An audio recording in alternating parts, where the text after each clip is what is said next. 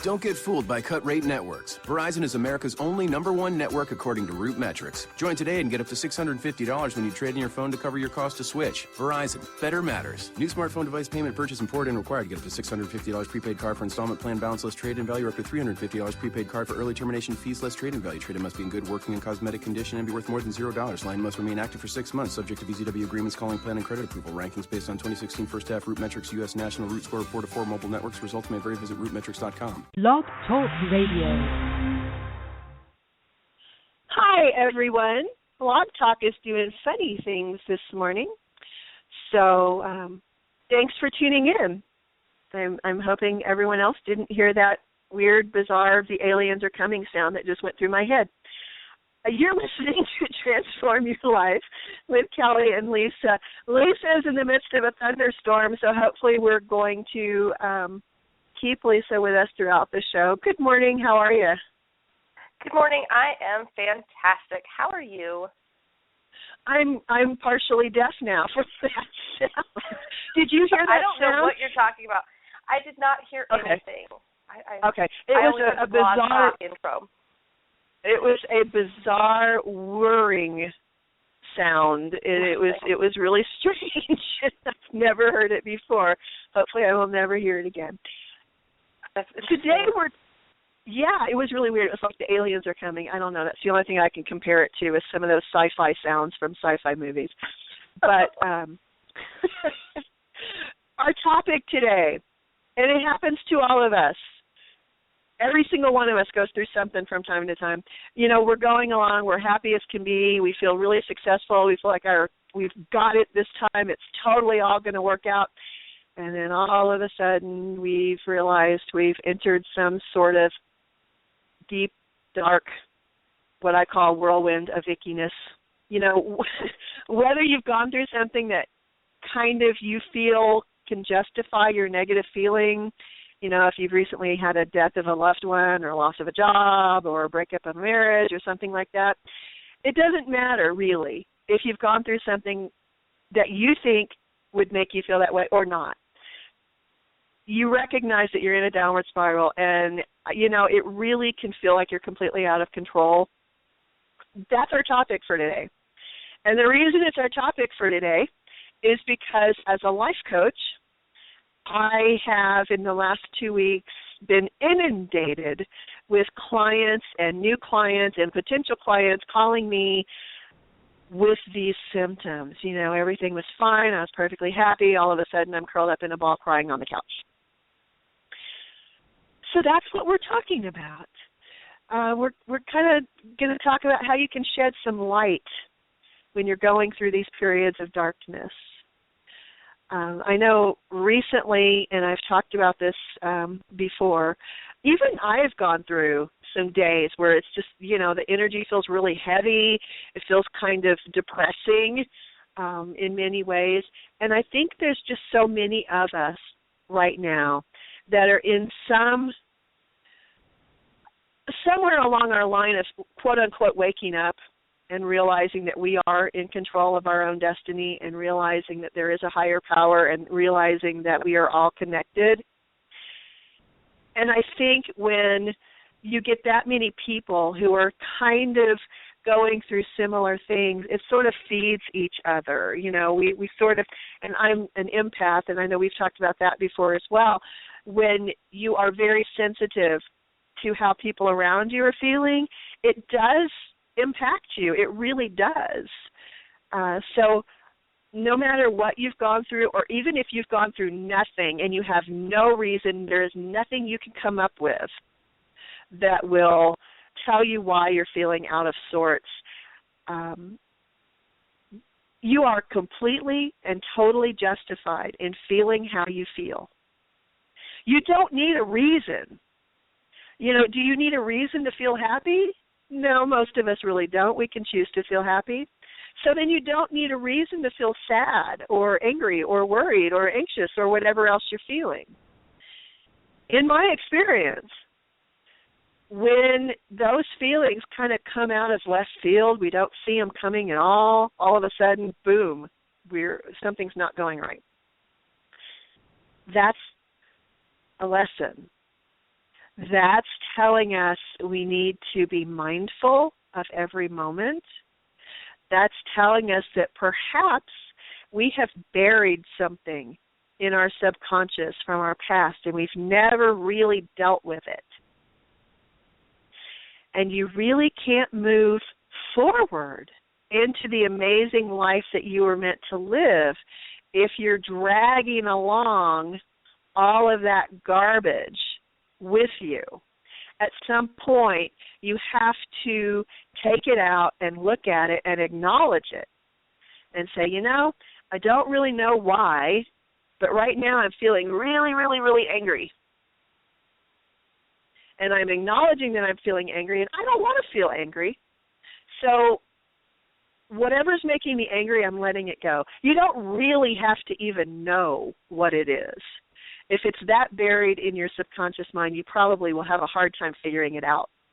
I know a lot of people have a really hard time figuring it out. They feel very sad or something triggers and they feel very, very sad and they don't understand why it is they're feeling sad.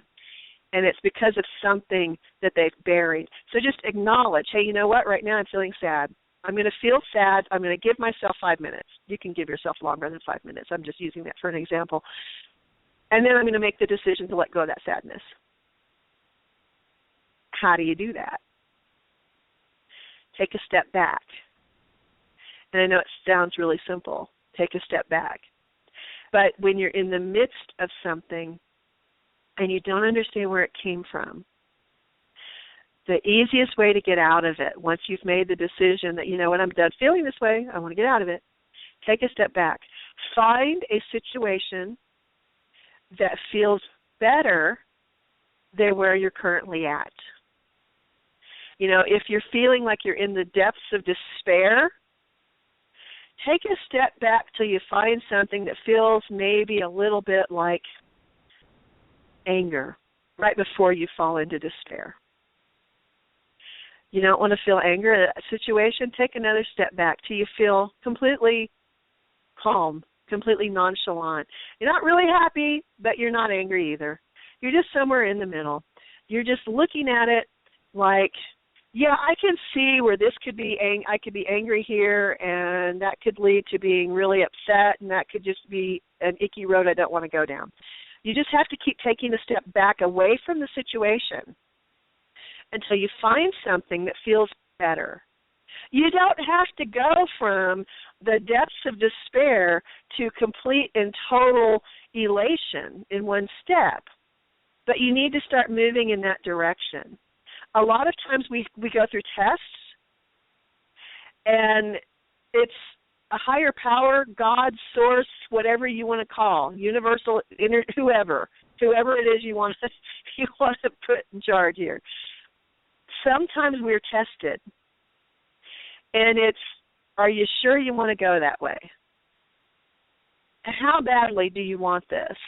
Because in order to get from where you are to where you want to be, you've got to grow, and you have to change a little bit. Well, unfortunately or fortunately, depending on your point of view, the way we as human beings grow and learn the best is through experiences. And most often, the most valuable learning experiences are those negative ones. So when you find yourself feeling really out of sorts, really out of control, you're in that downward spiral, you can't get out, tell yourself, this is a lesson. What lesson am I going to learn here? I want to learn this lesson so I never have to go through this again. And then you can move forward. So, Lisa, you're being very quiet. Are you still with us, or did the thunder clouds take you away? They kind of took me away. I was just listening, and I didn't want to jump in and the one thing that I want to let everybody know about Kellie and I, we are friends, not just through this radio show. We talk to each other at least every other day. So I know when I can jump in, and we know each other. So that's why I didn't jump in yet. So no, I totally agree with everything that you said. And when we find that we're in this funky moment, it is okay to recognize that moment, and it is okay to say, whoa, something's going on, and it's okay to take some time to evaluate that. Now, I wouldn't recommend years, but right. it's okay to sit back and say, okay, why is this happening? Why am I feeling this? It's absolutely okay to evaluate it and then move on from it. Get what you're supposed to get from it and move on. The dwelling part is the problem that keeps people from moving forward. Pardon me, when you dwell on it for entirely way too long, then you look back and say, wow, that really consumed my life. And yes, it did because you allowed it. So right. What do you do? Because I know what I do is literally what I just said. I just start taking a step back and finding moments that feel better than the one that I'm currently in. So what do you do? Do you have any tips that people can kind of use? I deny it. No, I'm kidding. That doesn't work. No, it doesn't work. I allow myself to be, but it's something that I put into the gray cloud that I kind of visualize in my mind. I put it to the gray cloud, so it's there, and I can evaluate it, but it's on the back burner. I choose to not want to be angry, so I put it back while I'm allowing myself to morph into a different emotional state. So I'm not. No, sorry, I just wanted to point out that that's a really effective tool. That's a really good one. I'm glad you brought that up. Sorry to interrupt you. No, you're fine. That is something that I absolutely, that's always been my coping mechanism. It's something that has allowed me to say, hey, it's still there, but it's not the most important emotion. I used to be kind of my dog, kind of angry a lot, and I would keep it bottled up, then it would just be like this massive nastiness. Now, if something upsets me, I absolutely own that moment. Like 10 minutes later, I'll be happy again, and people are like, whoa, are you bipolar? No. I got off, I said what I had to say. For the most part, the state that I transfer back to is the state that I'm always in. But, I got it out. I let it be known that I was not happy, and now I'm done. I don't want to be in that state anymore. So, I owned it, and now I'm right back to where I want to be. But I didn't deny it, and I didn't put it away, and I didn't bottle it inside to have it be this. And it could be anger, it could be frustration, it could be sadness. I don't put them away anymore. I absolutely own it right then and there. If I feel that it's something I need to work through a little bit more, then I allow myself to do that. But for the most part, it's addressed, it's boom, it's out, and then it's right back to where I want to be. Right. And, I want to elaborate a little bit more on your gray cloud, because one tool that I've used in life coaching, which is kind of similar to that, is a balloon. But the point here is for everybody to find what works for you. If it works for you to, visualize all of your anger, your worry, your grief, whatever it is, going up into a cloud, that's awesome. That works for you. Some of my clients like to fill a balloon and then watch the balloon float away. That works for them. Those things have not worked for me, so I generally don't use those myself. But if it works for you, absolutely use that. There is no right or wrong way to handle what you're going through. You have to acknowledge it at some point. Now, it could be that you want to, like Lisa said, just get it all out and get it over with. And then move on.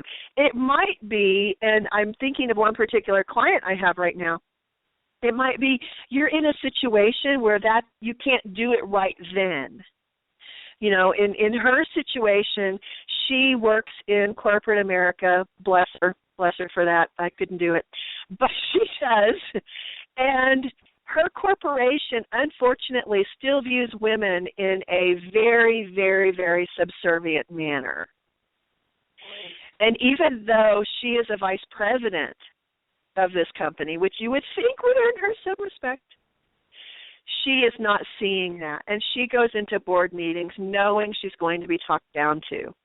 And while she is looking for other employment, right now she is a single mom of 4 children. She has to have an income, so she doesn't feel like she can quit that job. So while she's finding other employment, she is still in this situation. And sometimes, and she tells me what she has started doing, and we talked about this, and this works for her. What she has started doing is when she goes into a board meeting, and she knows they're not going to, really listen to anything she says anyway, she takes her notebook like she's always done, and she doodles. And she draws, when she's really upset, she draws pointed figures. And when she's okay, she draws rounded figures. And that's her method of coping in that situation. And then when she leaves the boardroom, she says on her way home, she has made herself a recording of songs that she thinks really allows her to get the anger out. And now this woman usually listens to jazz and classical music as a regular rule of who she is. But that recording, almost said cassette, nope, actually an MP3. That recording she has made for herself, that she's downloaded into her car, is heavy metal music. And she said just listening to that, she can scream along. She can, just really let it all out on the way home. And then she gets home and she's perfectly fine. But for many years, and the reason she came to me in the first place is because she would have a meeting and she would go home and be very short and angry with her children, and it wasn't their fault. Right. So the key is to find what works for you. And when we give you these tools and we give you these tips and we tell you what works for us, but that doesn't mean it's going to work for you. So try everything, really, until you find something that works for you. And if eventually, what I have found anyway, you will find that the process goes smoother and smoother for you. I know things that, 5-10 years ago would have absolutely sent me over the edge. Today, I'm like, oh, okay, I don't want to feel that way, so I'm just going to take a step back. And I'm done. Where in the past, it would be 3 or 4 days of being in a bad mood. So find what works for you and do that. And promise you, it gets better as you go through these tests. It does get easier with time. Well, and, let me add to that. I think instinctively people know what works for them. If you always find that you're listening to music, that might be the first thing you need to look at. Right. Don't reinvent the wheel. It's probably already there. If you're a person who likes to go out in nature or you exercise, you might want to pick up a boxing bag or, go to a gym that has one. What you find yourself doing on the regular, vegging out in front of the TV, probably not the most productive way, but, it could be something that if you limit yourself to it, might be a way for you to just kind of release, by watching fantasy worlds for a while or whatnot. But, use your personalities, the things that you like, to take that first step to find what works for you, because that is probably what you need to build on in order to help you release it and let it go and all of those things. Absolutely. And you mentioned TV, and it reminded me of one of my brothers. One of my brothers, when he's in a bad mood, and he lived with me for a while, and it cracked me up every time I'd see him do it, he has a CD or DVD, I guess they are. See, I am technologically challenged, people. Bear with me. I don't want the emails correcting me. Thank you. He has the DVD of old Looney Tunes, like from the 60s and 70s, the really old Looney Tunes, Bugs Bunny, Daffy Duck cartoons. And when he would have a really bad day, I would walk in my house, and he's got the big TV in the living room playing these Looney Tunes cartoons. And that was his way of coping. He could sit down and he could watch 1 or 2 cartoons, and then he was done.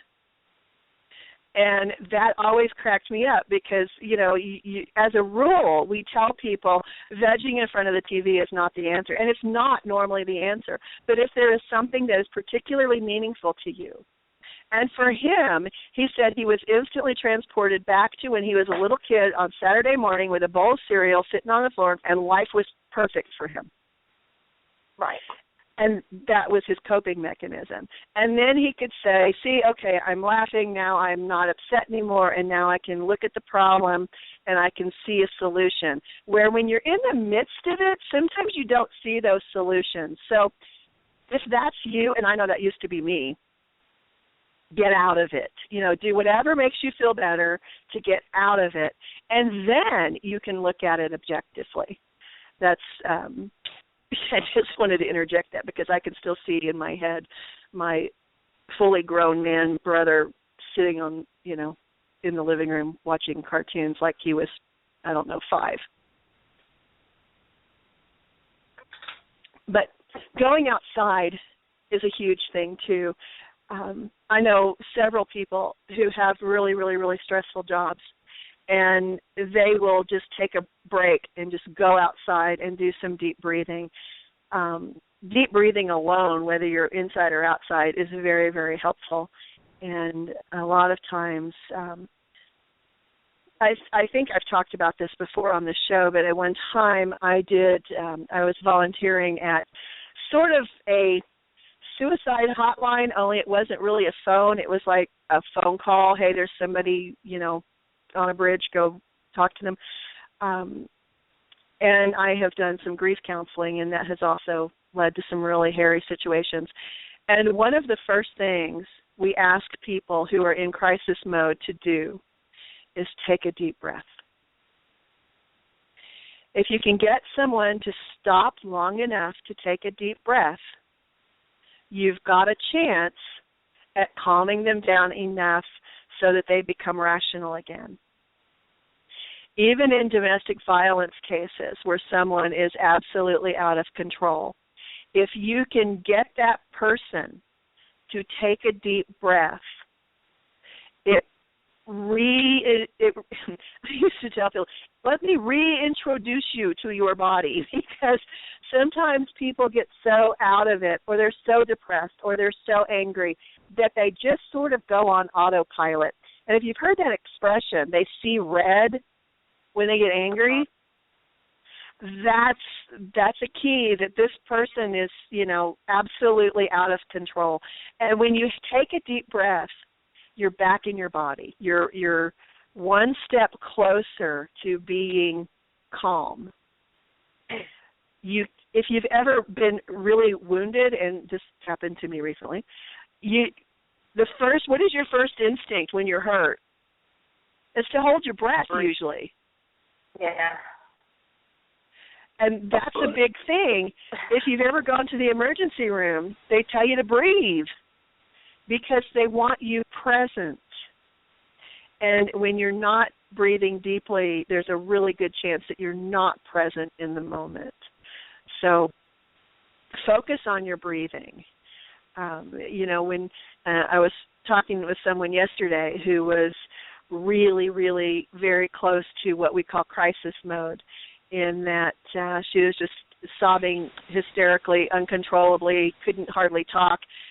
And until I got her breathing and focusing on right now what is going on, right this second, what is going on for you. If you're not bleeding out on the floor, or you're not actively fleeing someone trying to get you, or your house is not blowing down around you right this second, chances are that right this very second, you're okay. You're breathing, you're in one piece, you're okay.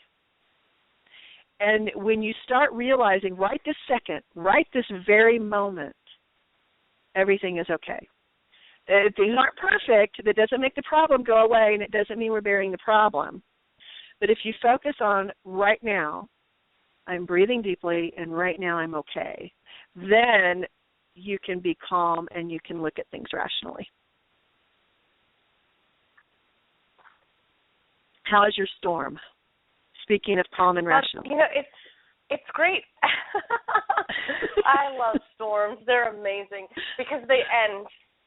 And then when they end, the world smells wonderful, and it's bright and sunshiny, and there's just this aura about the earth after a storm, and I absolutely love them. And they end. The storm isn't always here. If you're in a storm, you can choose to help it end. And right. It does end. It does. And a lot of it, we talk about it's choice. And sometimes it's like, but I can't with your client. I have 4 kids. I'm a single mom. I just absolutely can't leave this job and this lifestyle, that I have because of the money that I make for the lifestyle that we have. And,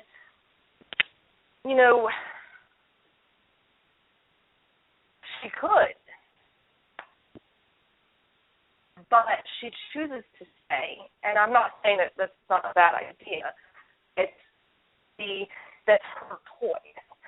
And, being in a company where men still look at women as subservient, she sits there and allows them to treat her that way and doesn't speak up for herself.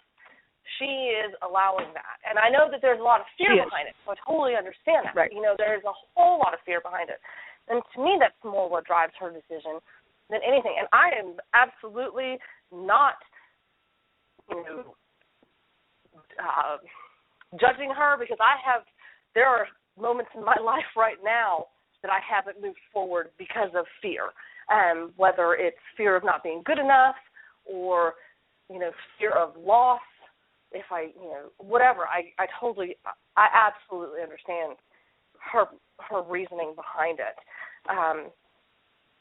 But it's, it's still her choice. And it's always right. her choice. One of the things that, and we've talked a lot about law of attraction on this show, and one of the things in working with the law of attraction is to realize that you've made a choice. And in her case, we've talked several times, what is the best decision? Not the right decision, not the one that would make a perfect world. What is the best decision? And sometimes we need to look at what is the worst decision first. What is more painful? In her case, we've talked about, is it more painful for you to keep the income you have and listen to, I don't know who she listens to, I'm just saying Ozzy Osbourne, and maybe somebody else, I don't know. But listen to heavy metal music on the way home to cope with it. Is that less painful than leaving the job and not having an income to go to? Which of those two is more painful? And if you keep moving towards the less painful and develop a plan to continue moving towards less painful, you will get to a point where you are happy and no pain at all. And in her case, she has a plan. She's applied for other jobs. She's gone on some interviews. She has a plan to continue moving towards a better decision. And sometimes when we're in the thick of things, you have to look at what is the best decision in that circumstance rather than what would I ideally love. One example is people in abusive relationships.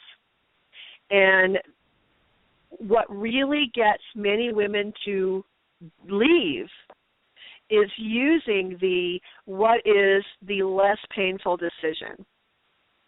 Even in my own case, in my abusive marriage eons ago, I look back now, and that wasn't me. That was somebody, I don't know who that girl was. But at the time, I left him 5 times and went back. And it wasn't until a female police officer took me aside and said, honey, you need to make a better decision, not the perfect decision, not I make this decision and my life is going to be all roses and lollipops.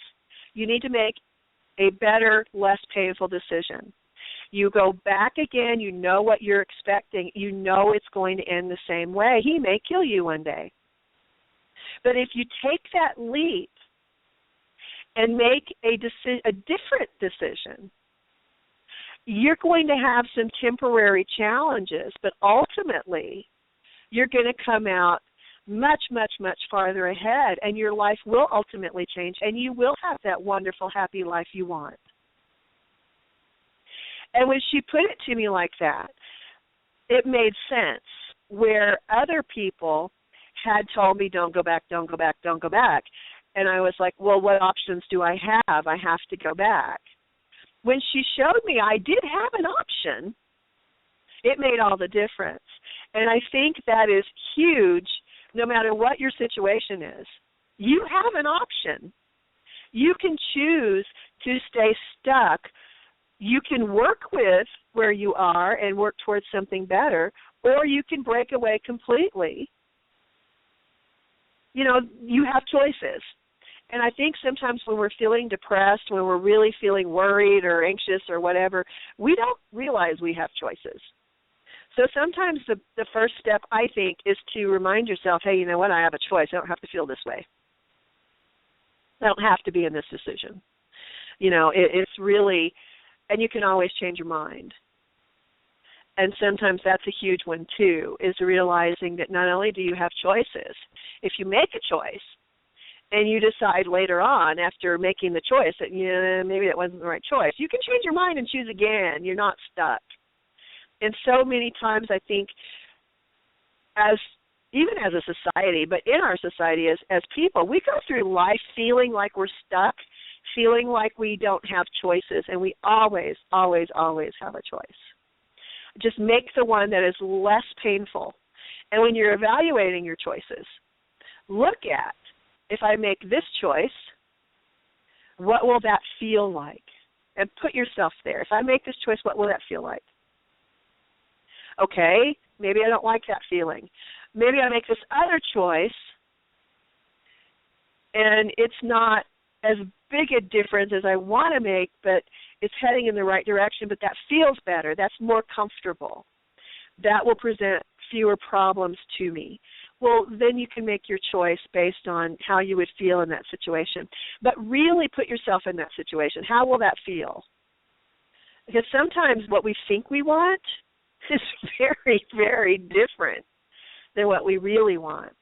Sometimes I think we need to slow down. Sometimes we try to make too big a jump.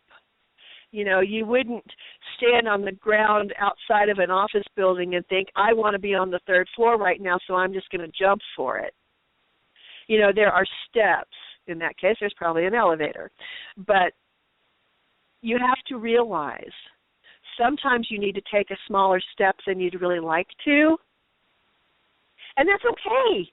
That's okay. That just means you take another step after that one. And if you keep taking steps, you're going to realize that when these things happen that aren't what you expected and they kind of knock you down, you don't fall as far the second time. You're better able to cope with it.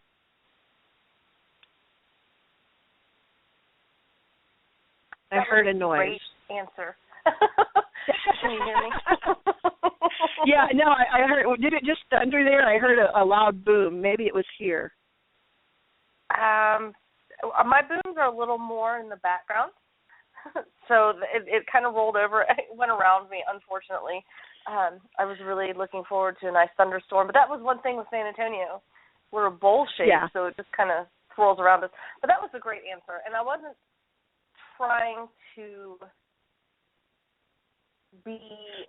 sound like one of those people, you know, because that's totally not where I come from, because I understand there's a whole lot of reasoning behind why people make the choices that they do, and so I just wanted to put that out there. No, you just gave me a great opportunity to expand on that, because I think a lot of people get stuck in that. Even with, and I have known some women in abusive situations that their less painful choice for them was to stay until they could get a job so they could move. Right. You know, it all depends on the individual. And in full disclosure, neither of these two women that decided to stay were being physically abused. It was both worst cases of verbal abuse where there was no physical abuse. So they were very lucky in that point. However, it wasn't a life-threatening situation. Right. It was not a life-threatening situation. Thank you. That's perfect. Yeah. But, you know, everyone is an individual. You've got to find what works for you. I totally agree. And if you can't figure out how to do it, there are people who can help you do that. Exactly. And, you know, my friend Kellie. Thank you for that shameless plug. You're welcome. No, I do seem to attract, and you know, years and years ago when I was taking psychology courses and life coaching happened to be an elective at the school that I was going to. So back years ago when I was certified, one of the things that a very wise instructor said was, we're going to have you do a business plan. We're going to have you write down what your ideal client is. Then I'm going to grade those, and then we're all going to throw them away because that's not real life. Oh, no. And the point was that as we go through life, we attract our tribes. And I know that's a term that's thrown around a lot, and let me explain kind of what that means for people listening who don't know. Your tribe is that group of people that you have something in common with on a deep soul level, that you resonate completely with even when you don't always disagree, and that fully and completely and totally love and support each other in an unconditional way. Many of those tribe members for me have started out as clients. I attract clients who have gone through something in their life, whether it was an abusive relationship or whether it was a loss of a spouse, a traumatic injury, a drug addiction, alcoholism. Those are the people that I tend to work with most frequently. And it doesn't mean that I don't get the occasional business client, because I do. But even those people have had something in their life. So I know I am not the only coach that deals with those situations. So I can honestly tell you, you will find the perfect coach for you if you are looking for one. So yeah, that's kind of the way it works. So when that particular professor mentioned that, the whole class laughed, because why on earth would you have us do this if it wasn't for anything? But that was the way it went. So yeah, thank you for bringing that up, because that's kind of an important point. Just like not all doctors are the same, not all coaches are the same, not all authors are the same. We are all individuals. And when you find someone who truly resonates with you, hold on to them.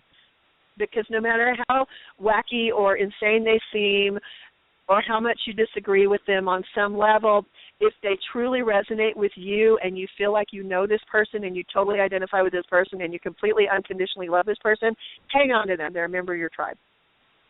Absolutely. I agree. And, you know, you don't necessarily need to go look for a coach. There are groups out there. And there are different support groups like Alcoholics Anonymous and, you know, NA and all of them. But there are other groups out there. Like if you need support because you've been in an abusive relationship, then, you know, there are shelters that provide, you know, group counselings and things along those lines. If you, I don't know, Weight Watchers, you know, there's groups for that kind of thing. So you don't necessarily need to find a coach, If that Right. doesn't resonate with you, a coach, just isn't what you're looking for, Google for your local area. There's all kinds of groups out there.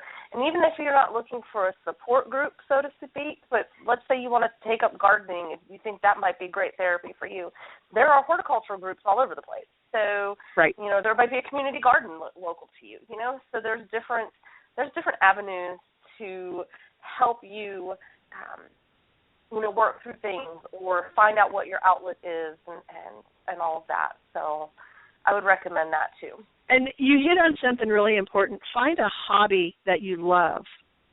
If you're a gardener, you will meet other gardeners, I promise you.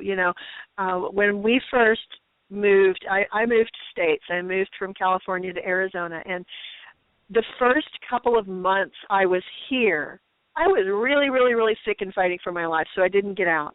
It wasn't until after I'd had a couple of surgeries and a year later that I actually started venturing out because, quite frankly, I was lonely. All of my friends were now in another state. My husband travels extensively, so I was by myself a lot. What I did was I drove to the nearest town that had a Home Depot, and I literally hung out in the garden department talking to people because I was so starved for someone to talk to. And through that, I actually did get some friends who are friends to this day, over a decade later. So be true to yourself. If you're one of those people who loves animals, go volunteer at an animal shelter. If you're someone who loves books, join a book club. They are everywhere, and that's really, really, really important when you're particularly in a new place, but even if you've lived there forever and you just are starting to feel isolated. Or sometimes we kind of outgrow the friends that we've had forever. As we grow and we go through experiences that stretch our comfort zones, we kind of need new people. So if that's you, be true to yourself. Go out, find people who enjoy at least one or two of the same things you do, and you'll find your tribe. You'll find those people who are really you have a lot in common with and that you can talk to. Many of those superficial friendships are only based around the garden club or the book club or, the shooting range or whatever it is that you're into. Many of those people really will become very close confidants if you allow it. You need to learn to allow as well. Particularly if you're going through a really tough time, having that support, having someone that you can just call and say, hey, I need to get out. Do you want to go to, Home Depot or wherever it is? Include someone in your activities. I have a friend that regularly I go grocery shopping with, and it's not something that we actually planned. It was one day she was having a rough time. At the same time, I was going through some stuff with my own, and she says, hey, I need to go to the grocery store. Do you need anything from the store? And I said, I'll just go with you. And that started, it's been like 2 years now. That's our thing now. We go grocery shopping together, and we just talk about whatever while we're going through the aisles. So it doesn't have to be something that really is a stretch for you. You can include these people in your regular day, in a regular activity, and especially if you're going through a tough time, that's really important. You don't even have to talk about what you're going through. You can just go out and change your mind. Change your mindset. Look at things different. And you will find that all of a sudden that dark whirlwind isn't so dark, nor is it spinning you around quite as much because you've changed your entire environment. And sometimes it's as simple as that. Sometimes it's as simple as I'm just going to go outside. I'm going to go for a walk. Or I'm going to put on some music, whatever it is for you. Sometimes it's that simple. But don't underestimate the value of finding your tribe and people you can just call and do something with, even if they're not people that you feel comfortable discussing what you're going through with. Just having that diversion takes you out of that deep darkness you've been in, and it sheds some light on it. And then when you go back to it later, you can find a solution that's not painful, or at least less painful.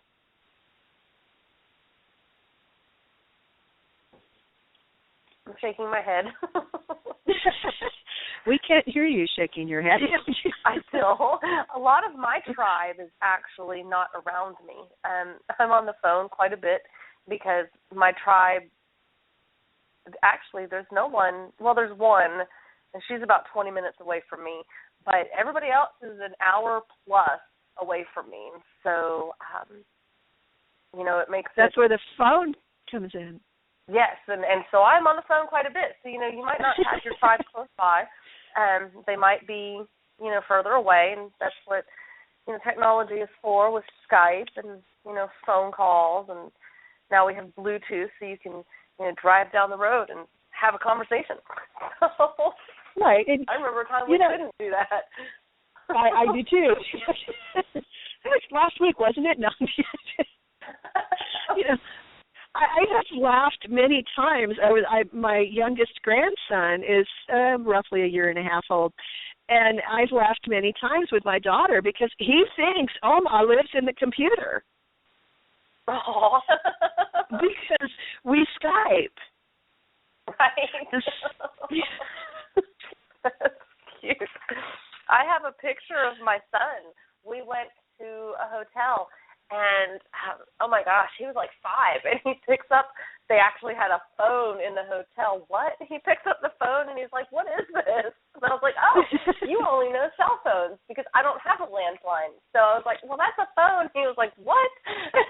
It blew his mind, It wasn't a square. It was the actual, pick up, call the front desk.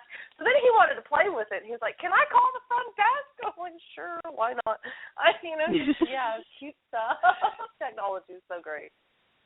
Yeah. That's one of those simple moments that you can recall when you're having a dark time. Things like that make you laugh.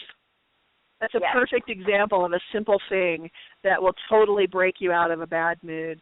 That's when I recently nearly chopped my finger off. Okay, I didn't chop, it was glass. But anyway, by the way, I don't recommend juggling glasses. No, that's not what happened either. I'm still working on my story. But anyway, my first thought was hold my breath, try not to faint. I'm going to die. It was like, I'm going to lay here on my concrete floor. And not the best way to not faint. Right. So, but I caught myself and I laughed at myself because what I realized was when my older grandson cut his foot and what we went through with him, okay, don't hold your breath. It's going to be worse if you hold your breath. Don't panic. Be calm. And I heard myself telling myself the same things I had told, a 7-year-old a couple of years ago. So it made me laugh. And that broke my, oh my God, I'm just going to bleed out and die here. They'll find me days later. But now I laugh about it, and now my finger is healing nicely. But we do that to ourselves. We go to that dark place first, and we all, and myself included, we need to train ourselves to not go there in the first place. To start maybe laughing about it before we get there so we can avoid it altogether. Well, experiences are wonderful to relive when they're necessary. Relive your happy moments all the time. That's great. Don't get stuck in the glory days, but, recall those wonderful memories. Because if you're stuck in the glory days, you're not going to advance, any more than where you are right now. But only recall those negative experiences when you need to rely on the information that you received from that prior negative experience. Otherwise, leave it in the past. It's okay to recall the happy moments because that definitely, like you were saying, helps you get on the high of always being happy. Okay, so I paraphrased it there a little bit, but That's fine. Recall all those happy moments. As long as those happy moments bringing you back to a sad state or a longing state, then that's okay. You do have to kind of control with how you balance that, absolutely. But well, one of the things that I do, and several of my clients have said it helps them, I have picked out several things, several weird, happy, quirky moments from my past that I have programmed myself to review at certain times. You know, the holidays are always very stressful around my house because my grandmother, who was like my mother, passed away Thanksgiving evening. Right. And every Thanksgiving I am sort of sad, you know, because of that. And she passed away, you know, over 20 years ago now. But what I do is I remember now Thanksgiving. Okay, Thanksgiving memory. In my book, When on the Road to Enlightenment, don't forget to take out the trash, I tell this story.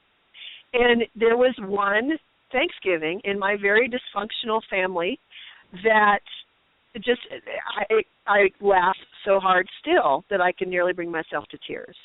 And it's now referred to as the turkey juggling Thanksgiving, because what happened was my grandmother was cooking the Thanksgiving turkey and went to take it out of the oven, and one of the handles on her giant roasting pot broke. So the turkey was sliding out of the pan, and it was going to hit the floor. So my mother grabbed for the turkey, but it was hot, so she tossed it into the air. My stepfather happened to be walking through the kitchen, caught the turkey, and plopped it back in the pan.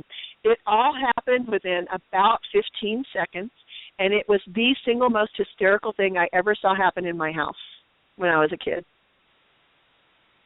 So every Thanksgiving, instead of dwelling on missing my grandmother, which I still do every day, I think of the turkey juggling. And that gets me right through it, and that gets me to the point where, okay, Thanksgiving is not sad. Thanksgiving is kind of happy. It's kind of quirky. It's kind of, yeah, that could only happen in my house kind of a thing. And every single one of us has a similar memory. It may not be in your conscious where you can go there immediately, but you can train yourself to go there.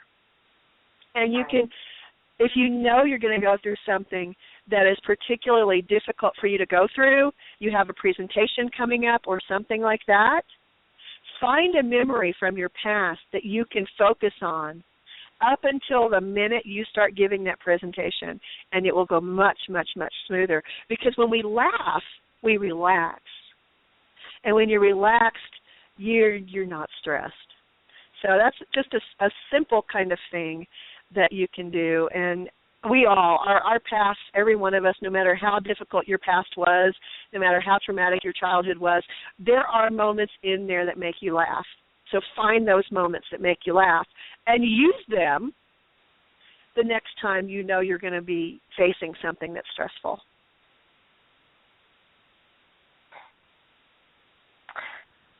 Yes. I don't know what to say to that. Well, we're just about out of time anyway, so that's a good thing. Thank you guys for listening, as always. I hope we've talked about something here today that will really help you. Again, I can't stress the importance of reaching out to someone if you're feeling depressed, or if you're feeling like you might hurt yourself or someone else. Please reach out. There is so much help available. Even if you're just going through a really, really, really difficult period of time, know that you'll get through it. Know also that the person who enters the dark tunnel is different from the person who comes out the other side. I've mentioned several times that when I look back now at my first very, very, very abusive marriage. Well, it was my only abusive marriage, but it was also my first marriage, so it was very, very abusive. I don't recognize myself anymore as I was then. Yeah, I sound the same and I look pretty much the same, but that wasn't me, who I am now.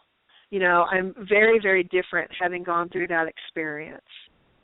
And anyone that goes through a traumatic experience or an illness or any other dark time, they come out of it different than they went in.